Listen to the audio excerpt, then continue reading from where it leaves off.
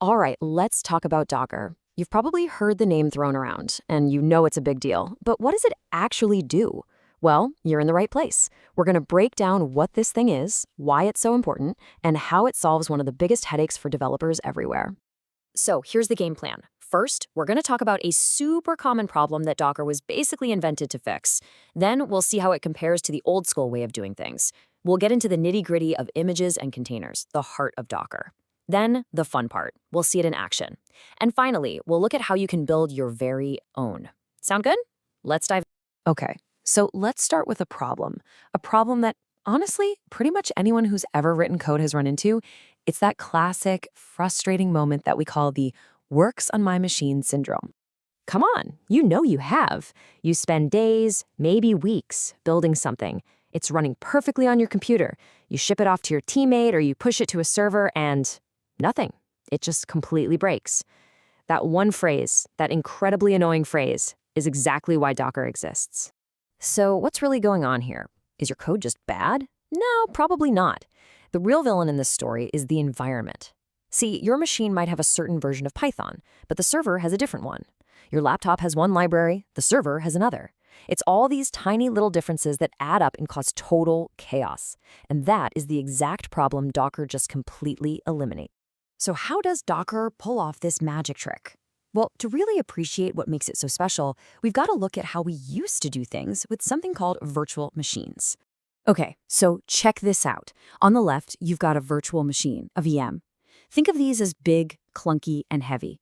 For every single app, you have to run a whole separate operating system. It's a huge waste of resources and takes forever to start up.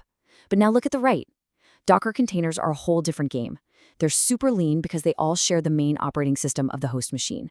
That's why they're so light, so fast, and so much more efficient. To really get what's going on inside Docker, you just need to understand two key ideas. Honestly, everything in the Docker universe comes down to these two things: images and containers. First up, we have the image. The absolute best way to think about an image is as a blueprint for a house or maybe a recipe for a cake.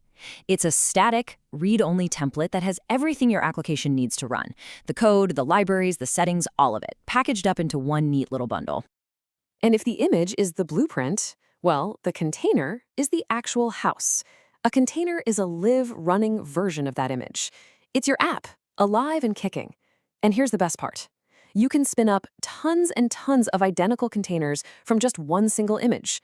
That guarantees that it's going to work the same way every single time. Okay, enough theory.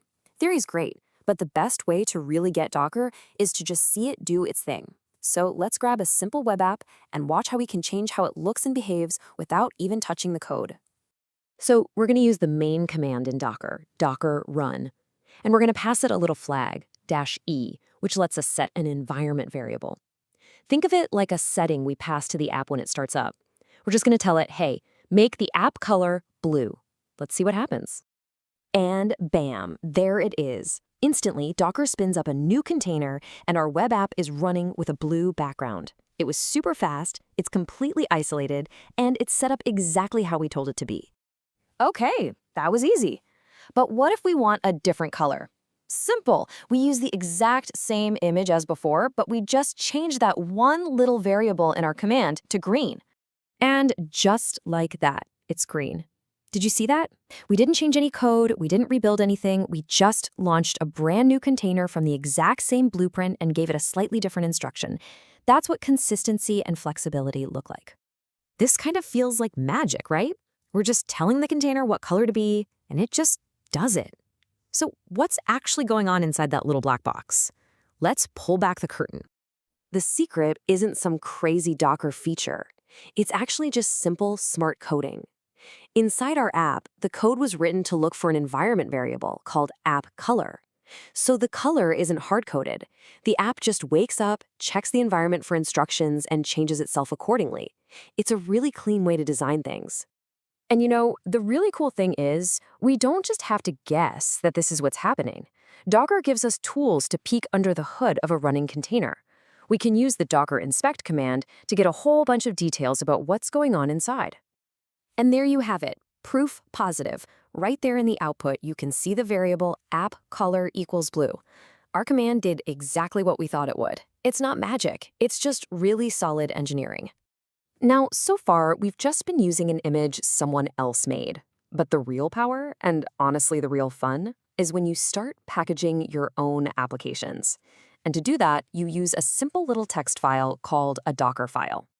A Docker file is literally just the recipe for building your image. It's a list of instructions, step by step. You start with a base layer, like a minimal operating system. Then you add another layer on top to install some software. Then another layer to install your libraries. Then you copy your code in. Each step creates a new layer, which makes building and updating your images super fast and efficient. And that really brings us to the whole point of all this. Docker gives you a kind of superpower, the ability to bundle up any application, no matter how complex, into a single, self-contained package that will run exactly the same way everywhere. It is the ultimate cure for the works on my machine problem. So now that you have the blueprint, what are you going to go build?